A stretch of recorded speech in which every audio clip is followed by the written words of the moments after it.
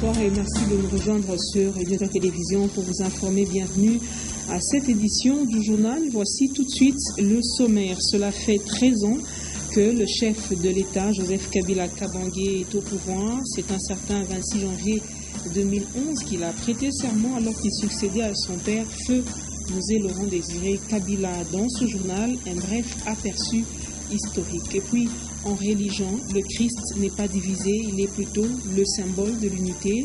C'est ce terme qui a réuni les chrétiens catholiques, orthodoxes, anglicanes et autres autour d'un culte écuménique qui avait pour but de prier pour le retour de la paix en République démocratique du Congo et à travers le monde.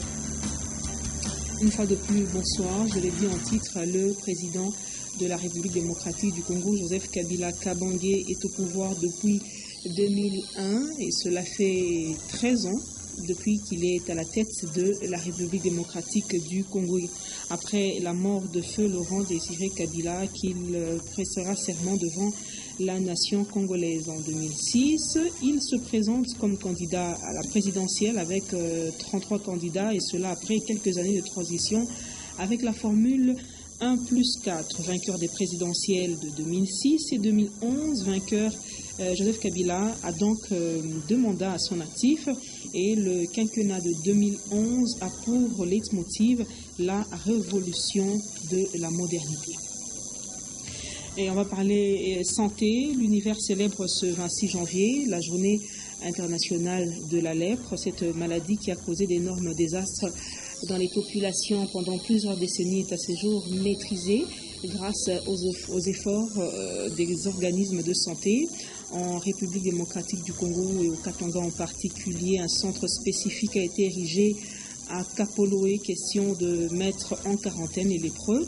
Et justement, le ministre national de la Santé, Félix Kabange Numbi, a lancé un message à l'occasion de cette journée, message dans lequel il appelle ou il exhorte la population congolaise à ne pas stigmatiser les lépreux, mais plutôt les soutenir dans leurs épreuves.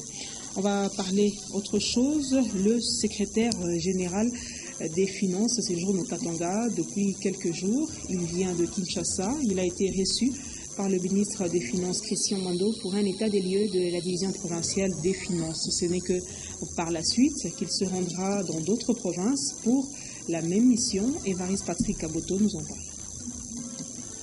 Assainir les finances publiques pour un impact remarquable sur le vécu du Congolais.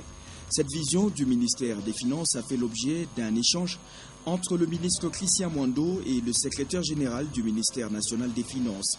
Ce dernier est l'envoyé du gouvernement national pour faire un état des lieux de la division provinciale des finances katangaise, avant de poursuivre avec les autres divisions provinciales des différentes provinces congolaises. De la part du ministre Christian Mwando, le secrétaire général a eu tous les éclaircissements sur la politique financière du Katanga et l'application des mesures prises au niveau national en matière financière. Ont été effleurées les questions telles que la bancarisation, l'application des arrêtés ou décrets, ainsi que l'adaptation des mesures nationales au niveau provincial. Dans la suite du secrétaire général, Héritier Kachung Kalao, chef de division des finances de la province Cuprifère. Le Katanga, province pilote, va devoir orienter le reste des missions des autres provinces.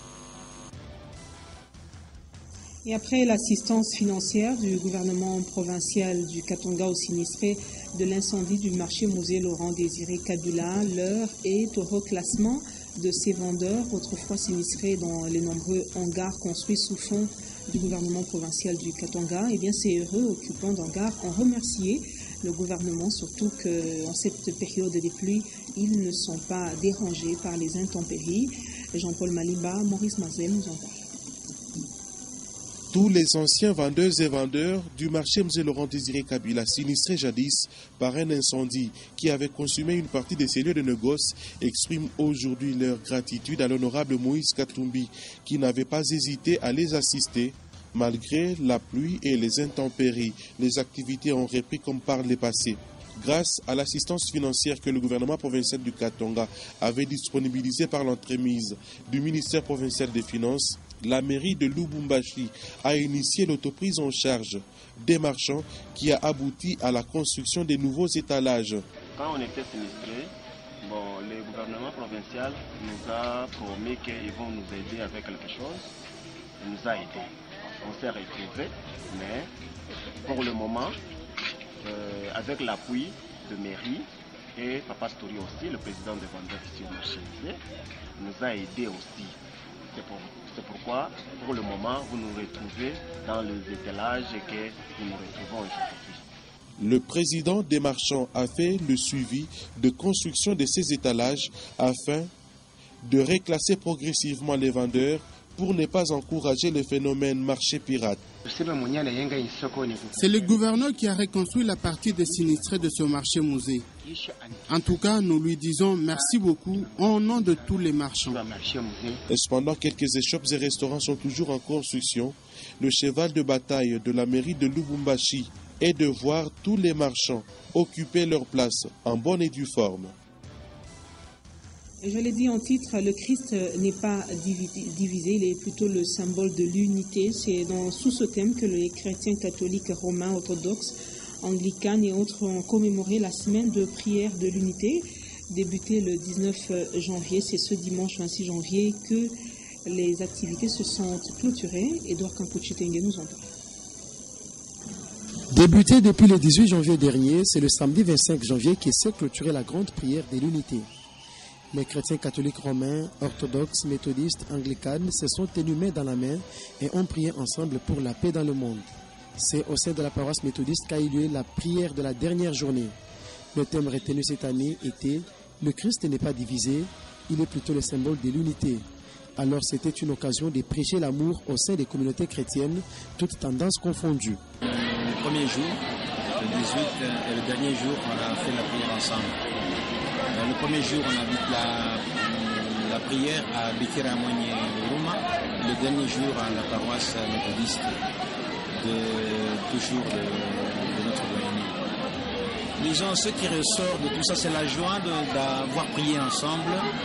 À travers cette grande prière de l'unité, les responsables des églises du monde espèrent que ceux qui se disent chrétiens vont réellement imiter Christ, leur modèle, en manifestant leur foi par leurs œuvres.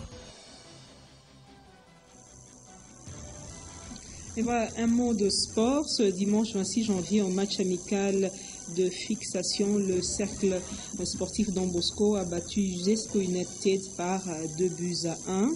Et en deuxième match, Canared a battu le tout-puissant Mazembe par 3-2. Si on est d'accord avec la technique, on va nous proposer cet élément de reportage.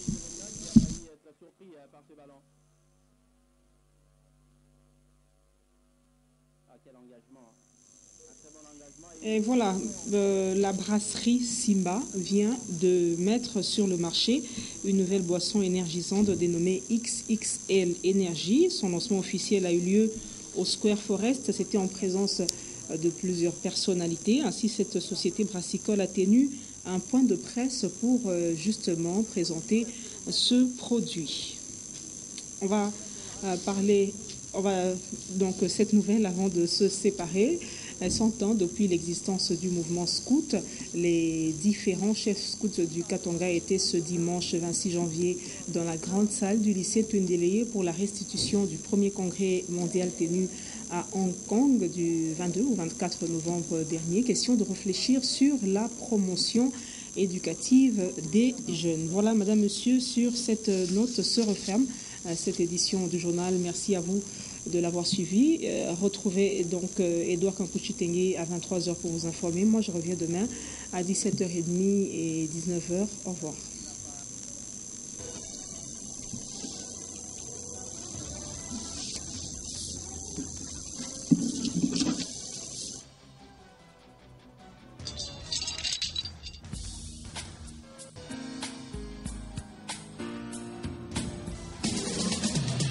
Programmation musicale, voice track, gestion publicitaire. Nyota FM. Et un support technique, c'est sur Nyota. Écoutez, c'est une nouveauté.